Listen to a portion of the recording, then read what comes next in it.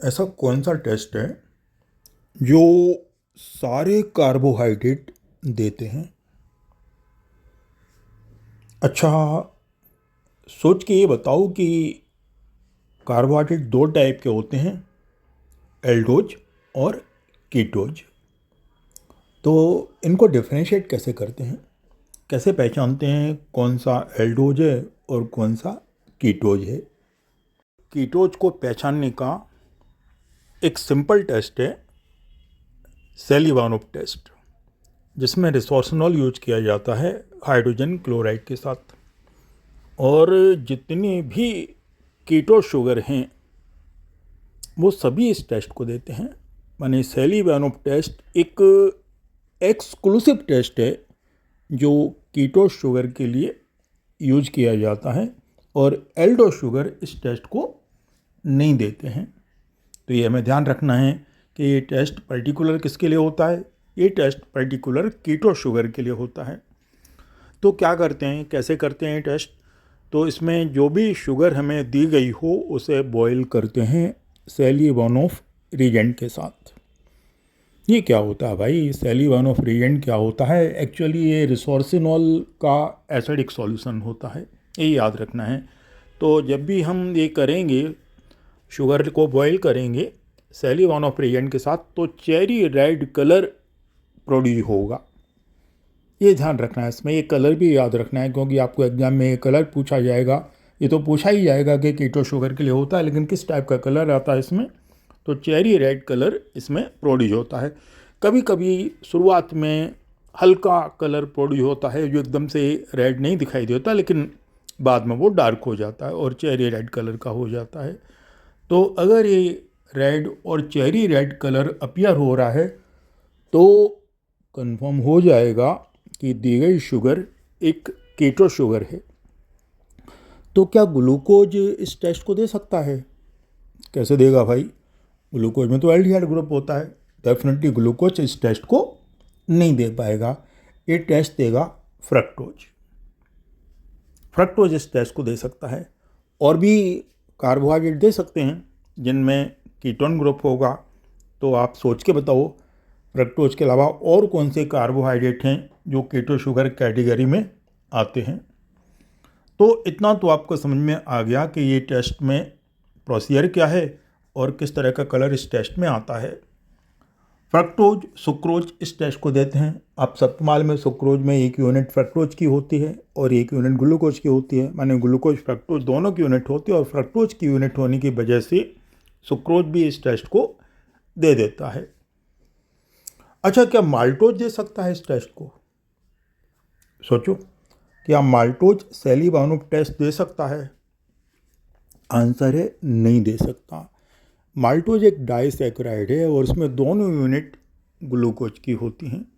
मालूम है ना, ग्लूकोज के दो यूनिट मिलकर के और ये माल्टोज प्रोड्यूस करते हैं। तो माल्टोज एक डाइसैकेराइड है, तो माल्टोज इस टेस्ट को नहीं देता है।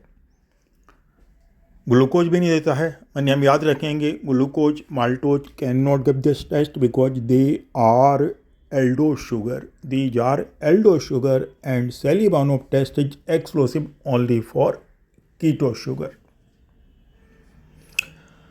अच्छा स्टूडेंट्स, ये बताएं कि ऐसा कौन सा टेस्ट है जो सभी कार्बोहाइड्रेट देते हैं?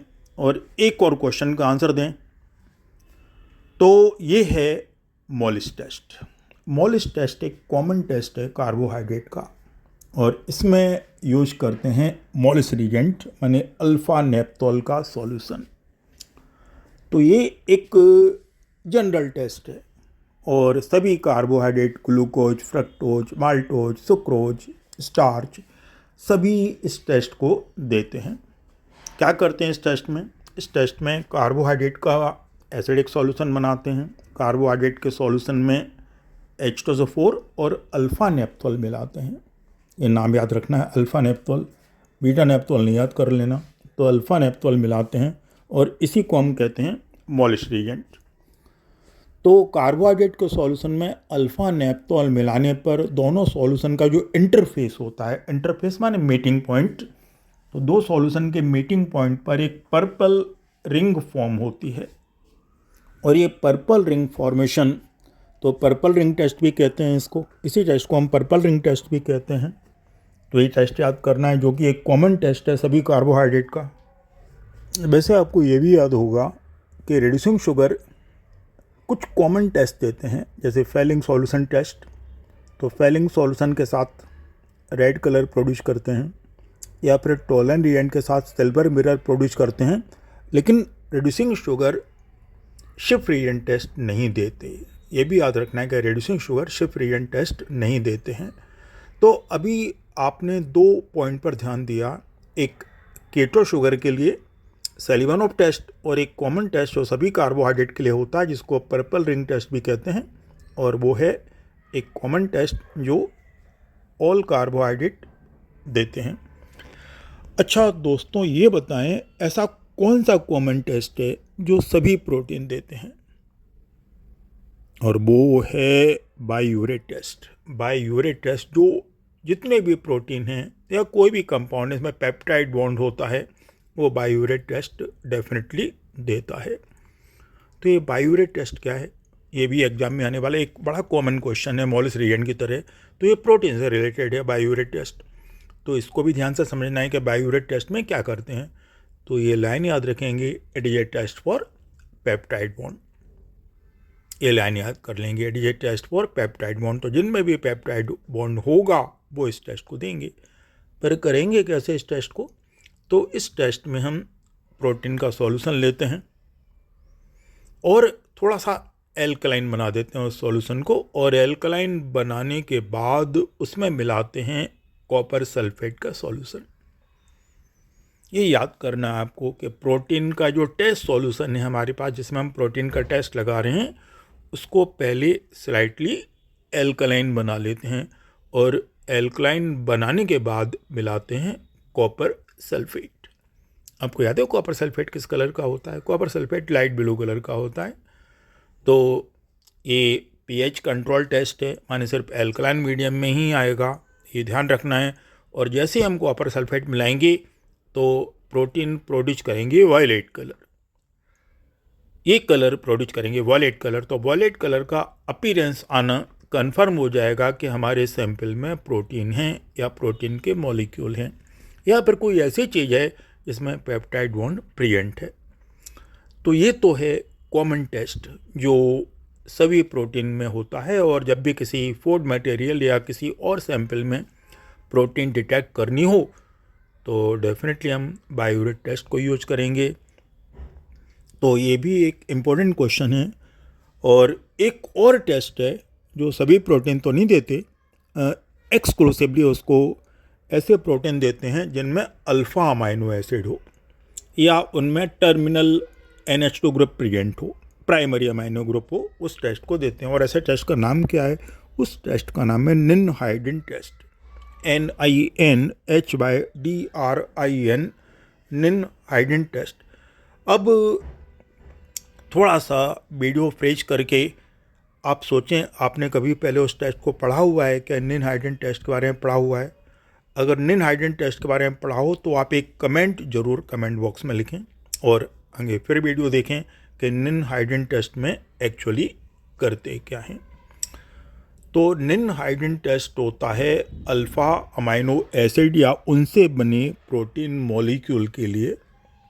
और कैसे करते हैं इस टेस्ट को? टेस्ट करने का प्रोसीजर क्या है? लेबोरेटरी में क्या चीज़ें चाहिए होंगी?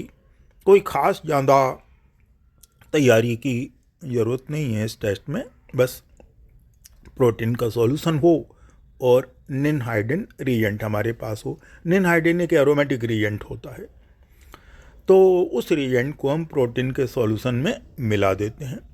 ये ध्यान रखना है कि प्रोटीन का जो भी सॉल्यूशन दिया हो उसमें हम निनहाइडिन मिला देते हैं, और ऐसा करने से पर्पल कलर प्रोड्यूस होगा। कलर को याद रखें, पर्पल कलर प्रोड्यूस होगा। तो पर्पल कलर का प्रोड्यूस होना निनहाइडिन रिएजेंट के साथ कंफर्म कर देगा कि हमारे पास जो भी सैंपल दिया हुआ है उसमें अल्फ़ा अमाइनो एसिड या अल्फ़ा अमाइनो एसिड से बने पॉलीपेप्टाइड ऐसी चीज़ें उसके अंदर प्रेजेंट हैं। तो ये भी एक इम्पोर्टेंट टेस्ट है। इस तरह नीट एग्जाम में प्रैक्टिकल केमिस्ट्री से रिलेटेड कुछ इम्पोर्टेंट पॉइंट अभी हमने डिस्कस किए। 2 टेस्ट थे कार्बोहाइड्रेट के और 2 टेस्ट थे प्रोटीन के। कार्बोहाइड्रेट के टेस्ट जो देखे हमने वो थे मॉलिस टेस्ट और सेलिवानोव टेस्ट, और प्रोटीन के भी 2 टेस्ट डिस्कस किए।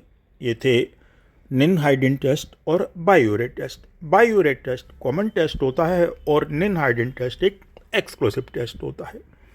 इन क्वेश्चन को आप ध्यान से पढ़ेंगे और तैयार करेंगे। Thank you very much. Thank you.